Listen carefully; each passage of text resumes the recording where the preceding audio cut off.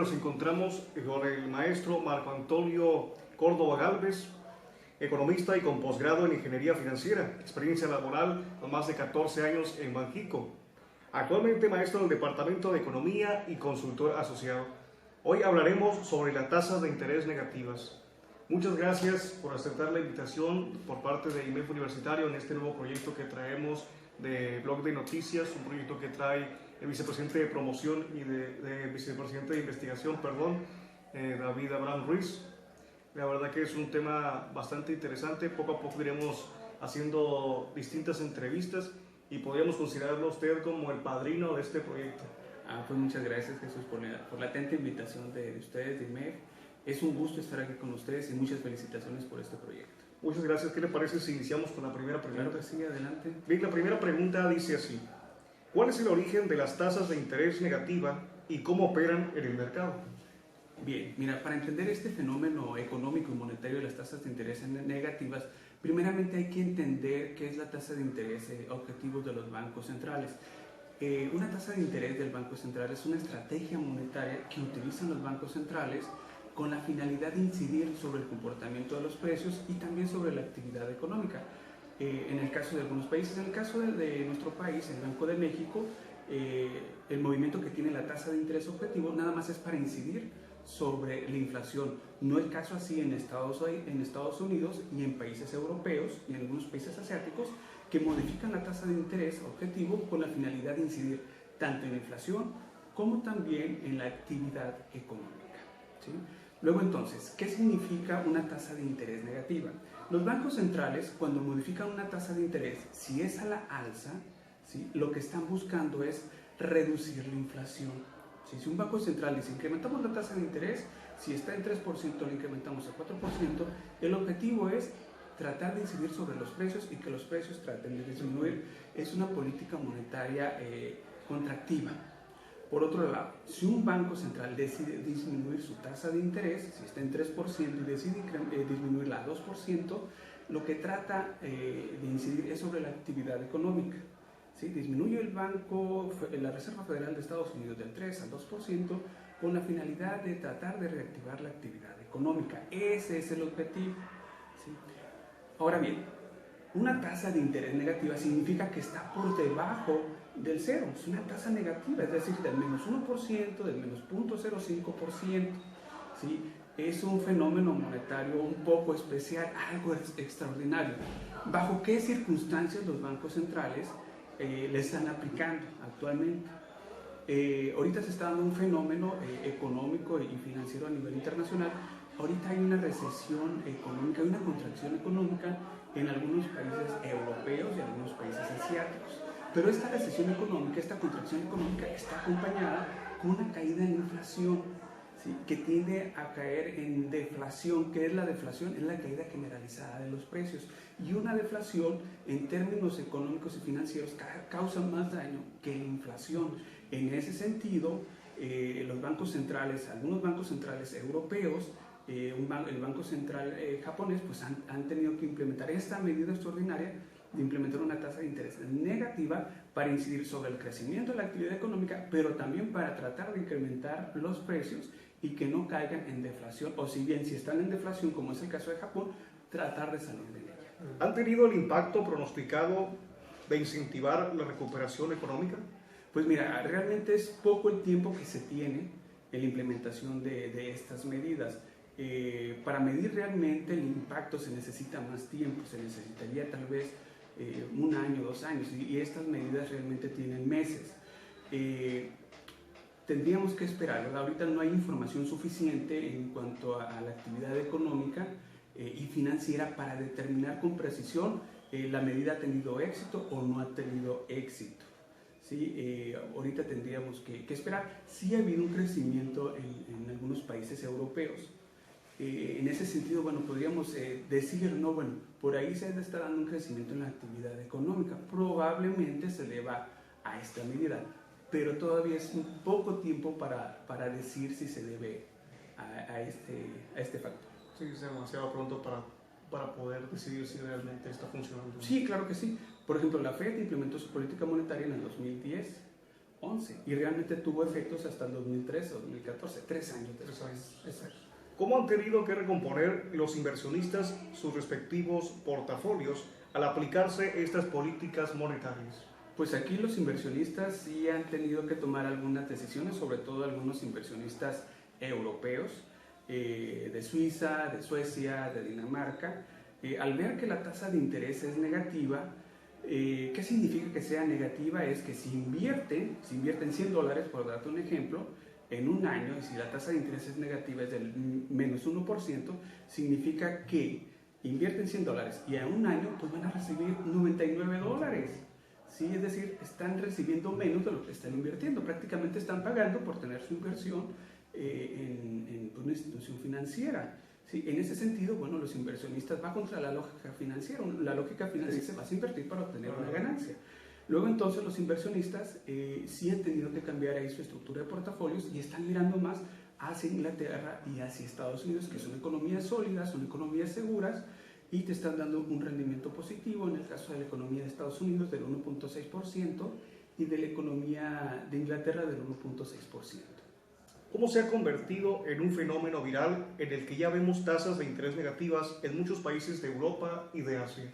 Pues es que mira, la situación económica y financiera, como te comentaba, es compleja, pues, porque viene con una caída en la actividad económica, pero también viene con una caída en los precios, una caída generalizada en los precios. Entonces es una caída con deflación. Luego entonces, dado este fenómeno económico y monetario, bueno, se tienen que tomar medidas extraordinarias.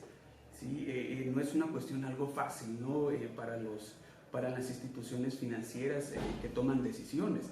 Luego entonces, dado esta coyuntura y dado esta complejidad del fenómeno económico, bueno, pues han tenido que tomar esta medida que realmente es extraordinaria y dado que son algunos países europeos, Suecia, como te comentaba, Suecia, Suiza, Dinamarca, bueno, esto se ha llevado también sobre todo a Japón.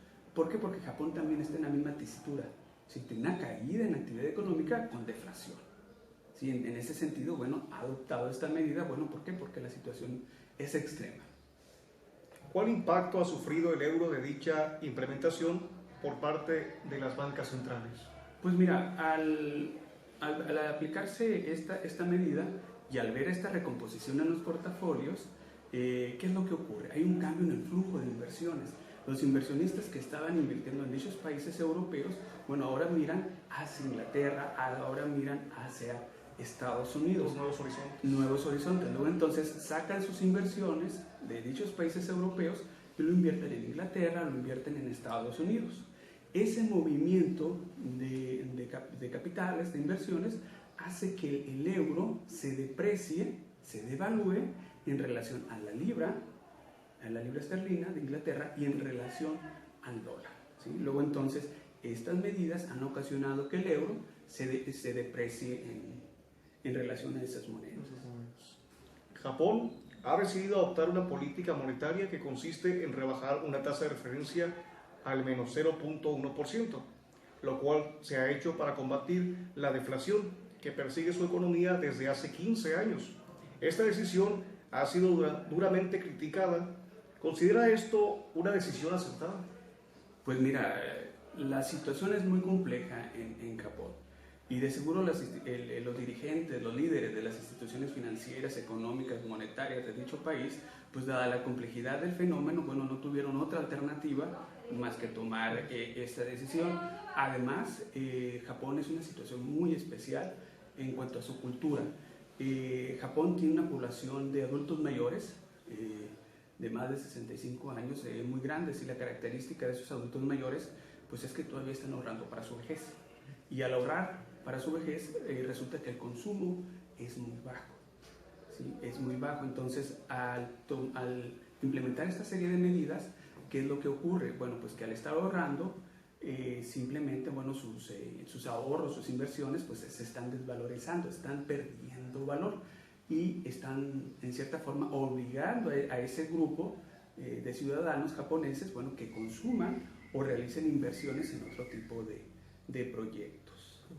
Y porque yo creo que la cultura de Japón es de mucho ahorro, pero también se están sobrepasando, por ejemplo, por la edad. Dicen, están ahorrando para la vejez, pero cuando ya tienen una edad de 60 años y se supone que ya podríamos decir que están sí, en la vejez. más de 60 años, gente de 70, 75 años, bueno, todavía están ahorrando y sus niveles de ahorro son bastante elevados y en ese sentido pues dejan de consumir, ¿no? Entonces el nivel de consumo de la economía japonesa es bastante bajo, ¿no? Entonces lo que trata la autoridad japonesa pues es tratar de estimular el consumo a través de esta medida, ¿no? De incentivar el ahorro para que los japoneses traten de consumir. Vamos a ver si lo logran, porque aquí es un factor cultural. Sí, es muy complicado. Es muy complejo. En un artículo de Judith Santiago de El Economista, en febrero, menciona que las tasas de interés negativas ponen en riesgo a los bancos y a la economía mundial, y que hay una creciente expectativa de sufrir otra recesión. ¿Estas expectativas podrían frenar la estimulación de la economía? Si hay un efecto negativo de estas medidas, de las tasas de interés negativas, si hay un efecto negativo a la banca comercial de estos países, porque al bajar la tasa de interés, ¿qué es lo que ocurre? Pues los inversionistas, las personas, disminuyen el ahorro, ¿sí? O sea, ¿qué pasa? Disminuye el ahorro, la banca comercial capta menos ahorro, luego entonces, ahora sí que les disminuye el negocio a la banca comercial, porque el negocio es captar recursos y prestar. Pero si disminuye el flujo, por un lado, ¿de dónde van a obtener recursos para prestar? Entonces les disminuye el negocio. En ese sentido, sí es un riesgo para la banca comercial de los países donde se están implementando estas medidas. Persiste el riesgo de la economía a nivel mundial, todavía persisten factores como la desaceleración de la economía china. Ese es un fenómeno económico que está impactando mucho en el resto de las economías y creo yo que es algo que va a perdurar todavía 1 o 2 años más, no es algo que se vaya a solucionar rápidamente. Está el problema en los países europeos, todavía hay un problema bancario bastante sólido, está la caída de los precios de las materias primas, entre ellos el petróleo. Entonces la situación actual de la economía es complicada, hay mucha volatilidad y en ese sentido persiste el riesgo de una crisis económica sistémica. Miembros de la Fed han manifestado que no descartan aplicar una tasa de referencia negativa de ocurrir otra crisis, como lo mencionaba. ¿Cree que esto sea posible en un futuro? Mira, el sistema de la Reserva Federal de Estados Unidos se compone de 12 bancos y cada banco tiene su presidente. El presidente de todo el sistema es Janet Yellen, que al final del día es la que tiene la última palabra. Algunos presidentes de estas sucursales, por llamarle así, se han declarado, ¿no?, por implementar tasas de interés cercanas a cero o incluso negativas. Sin embargo, la presidenta del Comité de Política Monetaria, que es Janet Yellen, hace algunas semanas declaró que la Fed no está dispuesta a implementar este tipo de medidas, ¿no?, de una tasa de interés negativa, que no está en condiciones la economía de Estados Unidos para llevar a cabo estas medidas, ¿no? Entonces no creo, ¿no? Porque ahorita más bien lo que está imperando ahorita en la economía de Estados Unidos y está analizando la Reserva Federal es la normalización de la política monetaria en dicho país, que es más bien incrementar la tasa de interés. Disminuir la tasa de interés solo bajo una condición de que persiste una crisis económica y este afecte de manera fuerte a Estados Unidos. Pero no creo que vuelvan hacia atrás. Porque estás trabajando en incrementar, ¿no? ¿Sí? Así es. Ellos esperaban que para finales de año la tasa de interés se estuviera situando en 1.5, sin embargo, ya dado la situación económica internacional, que en cierta forma está impactando la economía de Estados Unidos, esperan que se ubique en 0.90%. O sea, sí esperan que se incremente, pero menor a lo esperado. Así es. Y vamos por la última pregunta, ¿qué le parece? Claro, y después nos da una pequeña conclusión de todo lo que del tema que hemos tratado sobre las tasas de interés negativa, ¿qué le parece? Claro que sí. La última pregunta dice así: ¿cuáles efectos han tenido las economías emergentes, entre ellas la mexicana, por la aplicación de dichas tasas en Asia y Europa? Mira, más bien el impacto que ha tenido esas medidas hacia las economías emergentes y sobre todo la economía mexicana, realmente creo yo que es poco el impacto, no creo que sea mucho, sobre todo por la relación económica y comercial que guardan, ¿no? Sobre todo México con esos países, es realmente poco, ¿no? Más bien el flujo comercial y financiero que tiene nuestro país es con Estados Unidos, que realmente se ven las exportaciones, el 83% de las exportaciones es con Estados Unidos. El flujo financiero que tiene nuestro país a nivel internacional básicamente es con Estados Unidos. Y estas medidas se están dando en países europeos, en países asiáticos. Y ahorita, claro, con la integración económica, bueno, sí nos impacta, pero el grado de impacto es realmente bajo, ¿no? A nosotros más bien lo que nos impacta en gran medida es si Estados Unidos modifica su tasa de interés, eso sí nos está impactando. Y de hecho, ahorita, dada la expectativa de que se tiene de que si al final del año la tasa de interés es del 1.5-0.9%, lo que está analizando la FED, ya nada más con esa incertidumbre, el tipo de cambio de la semana pasada hoy se incrementó de 17.50 a 18 pesos. Nada más con eso, ¿no? Entonces, ¿qué nos afecta a nosotros? Estados Unidos, las decisiones de política monetaria de Estados Unidos. Los países europeos, con estas medidas, con estas estrategias monetarias, realmente es poco el impacto que se tiene. Muy bien, ¿qué le parece si nos da una conclusión sobre ese tema que hemos tratado? ¿Alguna opinión, un comentario que usted guste agregar? Claro que sí, Jesús. Mira, este tema es bastante interesante, ¿no? Desde el punto de vista financiero, analizar esta coyuntura y estas medidas que están implementando los bancos centrales, ¿no? Europeos y en este caso el Japón. Uno como analista, ¿no? Económico y financiero, pues realmente es importante, ¿no? Estar analizando los efectos que tiene, ¿no? Sobre el sistema financiero, sobre las empresas, sobre los tipos de cambio y sobre cómo impacta. Y también, bueno, analizar, como les decía la última pregunta, ¿impacta México? Y si impacta, ¿cuáles serían los canales de transmisión?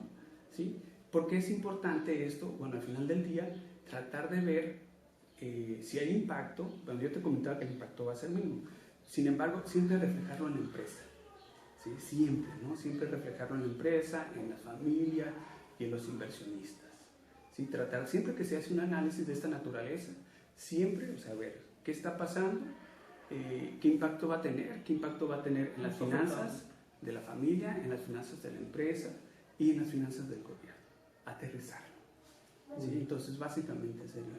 Perfecto, muchas gracias por habernos acompañado. Gracias a ustedes. De esa manera concluimos. Agradecemos a David por este proyecto que trae de Blog de Noticias, de verdad muy interesante. Próximamente tendremos más entrevistas para usted. También agradecemos a Mónica, vicepresidenta de Relación con Socios, quien se encuentra detrás de cámara. Muchísimas gracias por ayudarnos y a toda la mesa directiva a ayudarnos en todo este tipo de proyectos. Se despide de ustedes su amigo y servidor Jesús Olivarría. Muchas gracias.